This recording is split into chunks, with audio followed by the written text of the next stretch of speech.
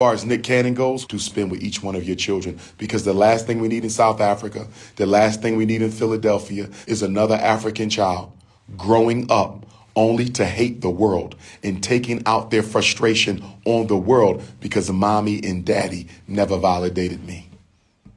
This sounds like an argument for men that don't have money, don't have jobs, shouldn't be reproducing. Never. I would never make that argument. The argument sounds like if you don't have money, which arguably a lot of men don't have, you can't have kids. If you do have a job, you're probably not going to have the time to spend with your kids. That's not my argument. I don't think economics should dictate whether or not you produce children. We have a God-given right to have children. Yeah. I would even argue we have a God-given obligation to make children. The question wasn't whether or not they should have children. The question is whether or not they should have large numbers of them. Okay. You see the difference there? Isn't that a limitation? No, not necessarily, because remember, society is going to pay a cost if you're not able to spend time with those children. I'm a psychologist. My job is to work with children. I deal with the emotionally frustrated and the socially dysfunctional child on a daily basis. It's my life. And do you know what they all have in common? From the killer to the drug dealer to the marijuana addict to the guy who's out sticking up old women for their pocketbooks. You know what they all have in common? Daddy never spent enough time with me. Mama never spent enough time with me. So it is very selfish for me as a black man to know I'm not going to raise these kids properly, produce them anyway, when I know the karmic reaction to my poor parenting is these children are going to take out the lack of love I gave them onto the community in the form of hatred. A lot of what's going on in South Africa, your murder rate is 3 times higher than America. In America, we're dying every day. South Africa's murder rate is 3 times higher than America. So you have to be responsible with your reproduction. Notice, I'm not emphasizing income. I'm emphasizing time. Children don't need money. They need time. You got one kid who has everything he wants, but gets no time with his dad. You got another kid living in poverty, but he gets time with his dad. Guess who's going to be happier over the long run? The impoverished kid who gets time with his child. So I don't care about the money. Make babies. But you better have time to spend with them babies, because if you don't, that child will take out their pain that you caused them on the rest of us in South African society. And that's not fair. What they say is an African proverb: the destruction of a people begins in the homes of its children. There seems to be an agenda, not just African parental alienation, where a lot of mothers have taken it upon themselves to be the authority to decide if a child is to spend time with their parents or their fathers or not. He doesn't have money. He stays far away. What would you say to women who fundamentally believe it is in their best interests to keep their children away from their fathers? Radical black feminism that they were indoctrinated with from radical white feminism. Okay, first of all, in African culture, traditionally, parents do not own children. Children belong to the village. They come through you. They don't belong to you. The problem with Europeans is they believe they have a right to own everything. So the very concept that this is my child and I can do whatever I want with my child, that is not African, that is European. So one of the things we have to do is we have to restore the cultural foundation of African people in the black household. We got to be taught it. Men got to be taught, how did men used to regulate the society? Women got to be taught, how did we used to treat our children and treat our husbands? Sankofa, we got to go back and fetch what we lost. But as long as the black woman is more educated and receives more income, and this is not her fault, this does not make her the enemy of black men. And I try to get black men to see this. The white power structure set it up this way to use your woman as a gatekeeper against you. It's not her fault. Let's educate our sisters so they understand, as opposed to react to them and accuse them and set them up as an adversary, because that's what's happening in America. If you watch our YouTube, even here in South Africa to an extent, men are blaming women for doing better than them. She don't control the society. She don't control the university. She don't control the economy. How can it be her fault? It's not. Let's stop ignoring the unseen hand in the room. And the unseen hand is the hand of white supremacy that's using black women as a weapon to disadvantage black males. She is not to blame. She is a pawn in the game because she's politically uneducated. But so are we. Let's unite.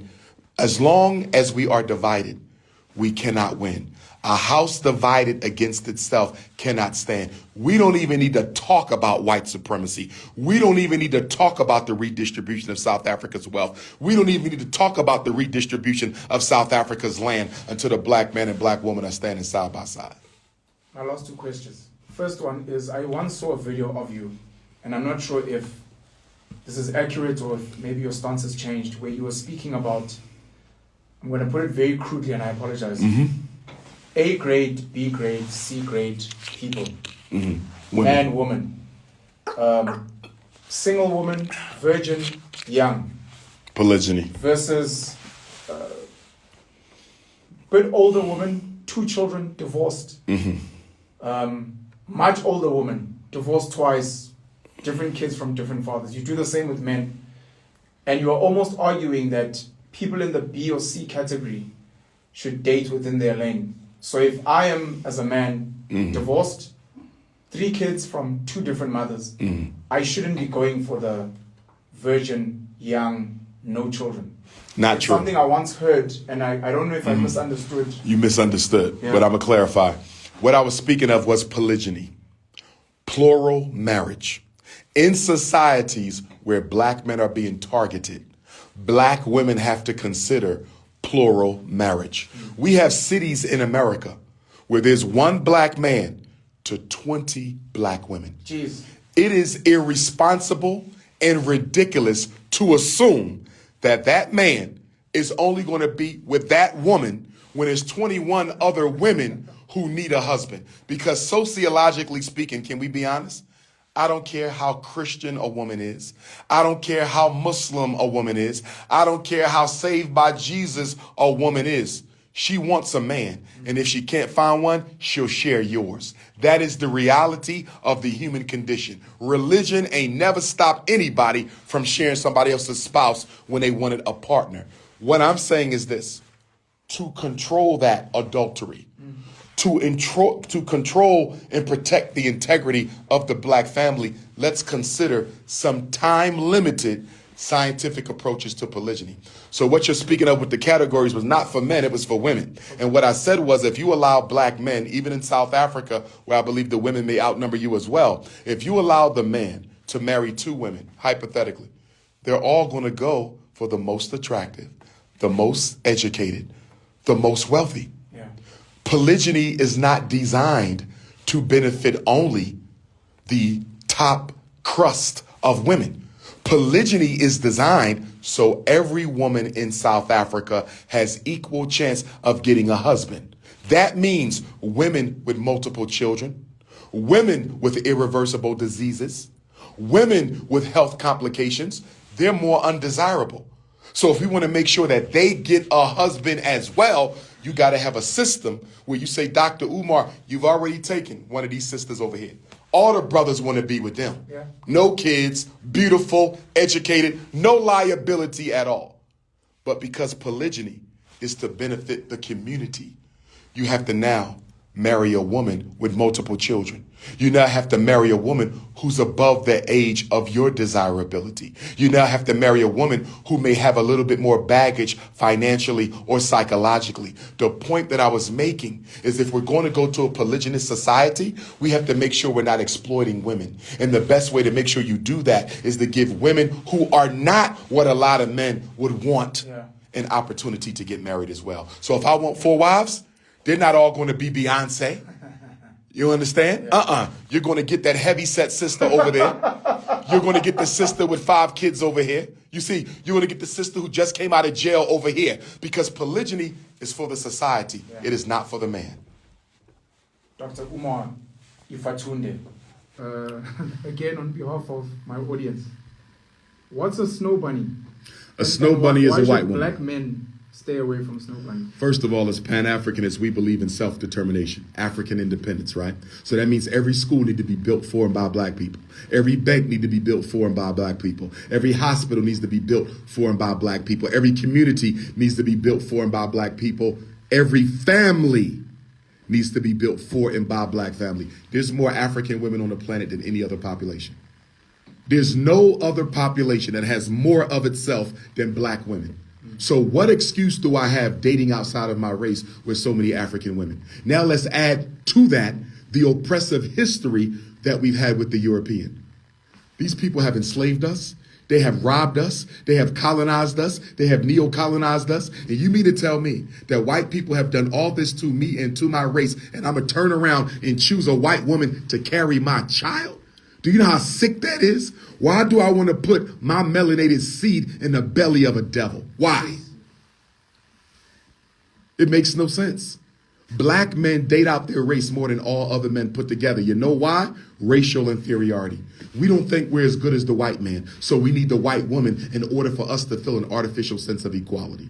It is self-hatred to the 20th power. I'm not against white women, but I support black women. And in my support of black women, I cannot condone interracial dating. But let's look at the economics.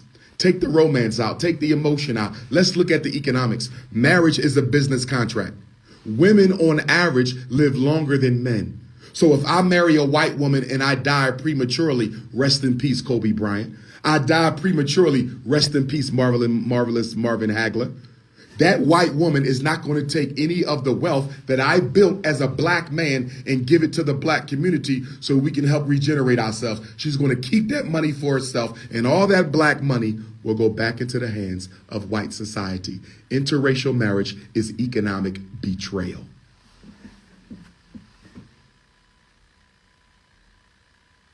Are there any good white people in the world? There may be, but it doesn't matter. And you know why?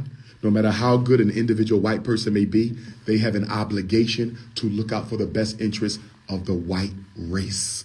Therefore, no matter how well-meaning they may be, at the end of the day, they're going to close ranks with their own people. Every white person has an obligation to promote and protect white privilege. If there were so many good white people in the world as so many black multiculturalists claim, why is apartheid still in effect? Why do you have 200,000 homeless black people in South Africa? Why are there 3,000 South Africans who own more than the bottom 32 million of South Africa? Why has the income equality in South Africa gotten worse since April 27th of 1994? If you got all these good white people, we should see some structural evidence of their good deeds. Show me the good deeds of those good demons, and I'll change my mind. A very sensitive topic is the topic of black men and black fathers and black women's infertility. I'd like you to please touch on that, and then I have a follow-up question to that based on something you've said before, which I've always struggled to find since. Mm-hmm. But your thoughts around the black father not being in the home and not being present in their child's life, and the agenda to get, in particular, African women infertile. Absolutely. Number one, we cannot talk about black men being in the home and being effective fathers if we don't help black men address the economic crisis that they face. The reason South Africa's jails are filled with black men, America's jails are filled with black men, Jamaica's jails, Haiti's jails, Brazil's jails are filled with black men, is because they have to break the law in order to take care of their family. So the economy is largely responsible for the disintegration of the traditional black family. A man's job is to protect and to provide. What are we doing to help them provide? I just heard yesterday that we got young black men in South Africa, university degree, graduate degree, medical degree, can't get a job. 100%.